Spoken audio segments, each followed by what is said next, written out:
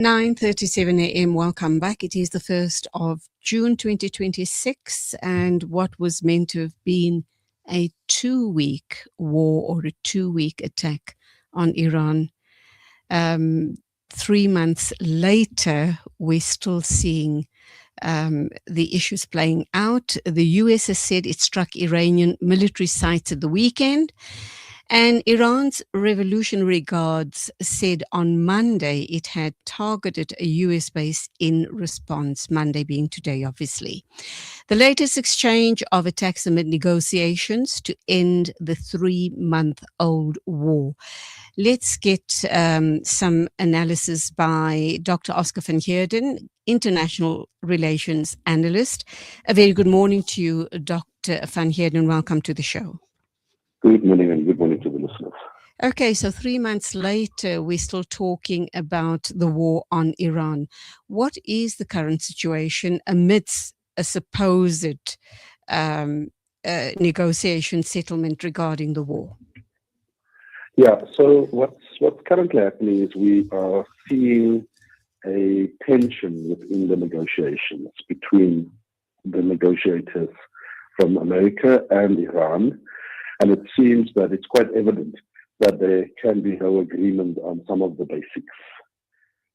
Trump is trying to save face because of this illegal aggression, this illegal war, which, as you rightfully pointed out, he fought together with the war criminal Netanyahu.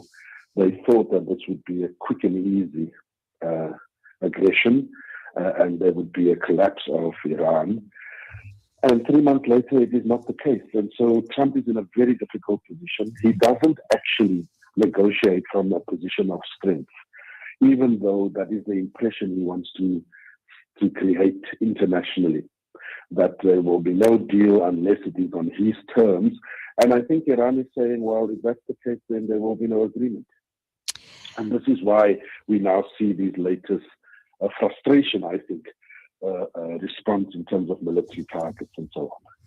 And in the meanwhile, people are being killed and the carnage just continues. Let's look at the neighbors, Iran's neighbors and other countries in the Middle East who are aligned to the US. Now, we also understand that air defenses in Kuwait, where a major US base is located, were intercepting missile and drone attacks on Monday as sirens sounded across the country. Do you believe that Iran will perhaps start targeting the UAE countries again, as they've done in the past, simply because they are friends of America and their bases are being used to attack Iran? Yeah.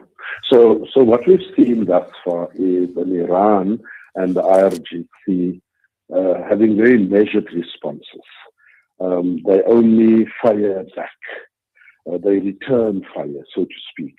Remember those military bases that was hosted in the UAE, not Kuwait, sorry, the UAE, some of the Gulf states and so forth, were initially in the war used to attack Iran. And Iran then responded and attacked those bases. I suspect, if we look at the reports that's coming out, the bulk of those bases are inoperable.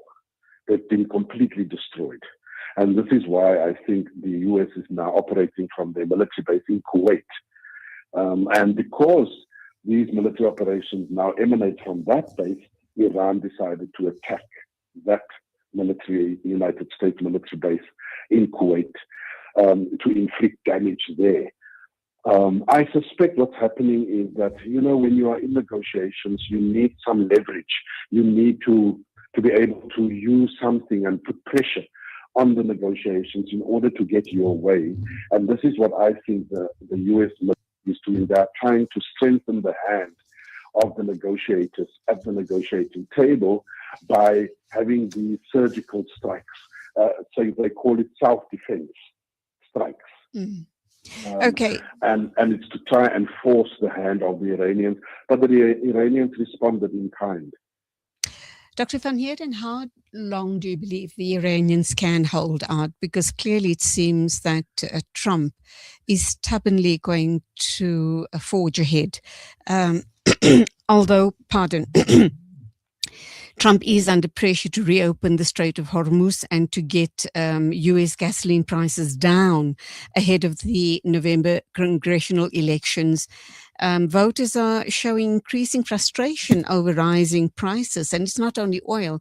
We know about the horrendous ripple effect it has, not only in the States, but global economies. We know what's happening here in South Africa, for example, regarding oil prices and rising food and other prices as well. Yeah. Look, the pressure, one cannot downplay the enormity of the situation. And that is the big question indeed. You know, America is far removed. They think that they are far removed. They are not necessarily directly impacted. But the truth of the matter is that they are impacted. The global markets are impacted. Energy markets, fertilizers, food security, etc. And the question then becomes, indeed, how long will Iran be able to sustain this? And I think the issue here is the situation in Iran is very bad. Let's not sugarcoat. It's very bad. They need to find a resolution to this. The economy is in bad shape. People are feeling the pinch in Iran. But it is also a situation where they know that this is also about their future and their survival. You know, this is a man that threatened to wipe the Iranian civilization off the map. To bomb it to the Stone Age and so forth. So when you are confronted with that kind of situation, then you rather bite the bullet, you rather suffer a little bit more, but then you get ultimately the aim that you need. So the big question is, how long will the global market, the Europeans, the Asian markets, etc., take to put pressure on Trump to say, you've lost this war, you need to negotiate. You need to accept the terms of the Iranians so that we can move beyond this point. We are not there yet, unfortunately. My final question, Dr. Van Heerden, regarding let's hope and pray that, an agreement is reached, the war is declared over. Regarding the rebuilding of Iran and the different countries, Western countries that will support them to get back on their feet. How does that scenario look? Well, this is an integral part of the negotiations.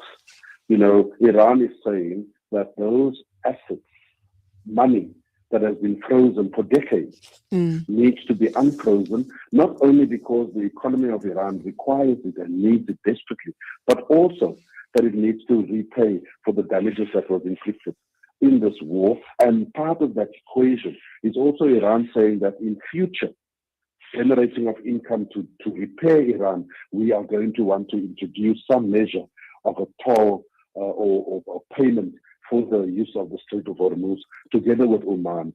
That's the thinking of the Iranians. Of course, this is unacceptable to the Trump administration, but we'll see what happens with the negotiations. Dr. Oscar van Heerden, always a pleasure talking to you and listening to your deep insights on international politics. Thank you so much. Till the next time, as always, go well and God bless. Always, thank you. It is exactly 9:45. News and Views going to be wrapping up in the next 15 minutes. And as we listen to what our markets have to tell us, we are preparing for our final interview of the morning.